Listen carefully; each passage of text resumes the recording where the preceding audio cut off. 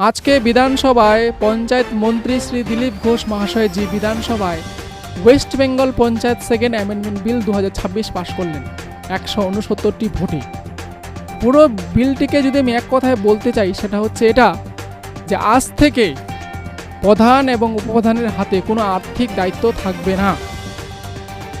এই বিলটি নিয়ে আসার প্রমুখ কারণ হলো গ্রাম পঞ্চায়েত লেভেলে যাতে কোনো দুর্নীতি না হয়, কাটমানি কালচার থেকে গ্রাম পঞ্চায়েতকে মুক্ত করার জন্য এই বিলটি নিয়ে আসা হয়েছে।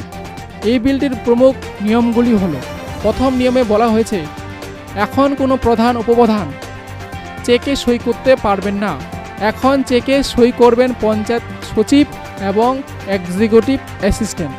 আগে কিন্তু প্রধান সই করতেন।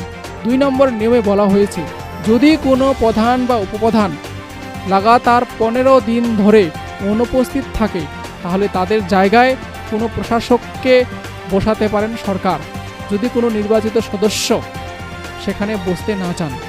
3 নম্বর নিয়মে বলা হয়েছে যদি কোনো পঞ্চায়েতের সভা বা বৈঠক লাগাতার 2 মাস ধরে না হয় প্রধান এবং উপপ্রধানের অনুপস্থিতিতে, তাহলে পঞ্চায়েত সচিব বিডিওর লিখিত অনুমতি নিয়ে বৈঠক ডাকতে পারবেন।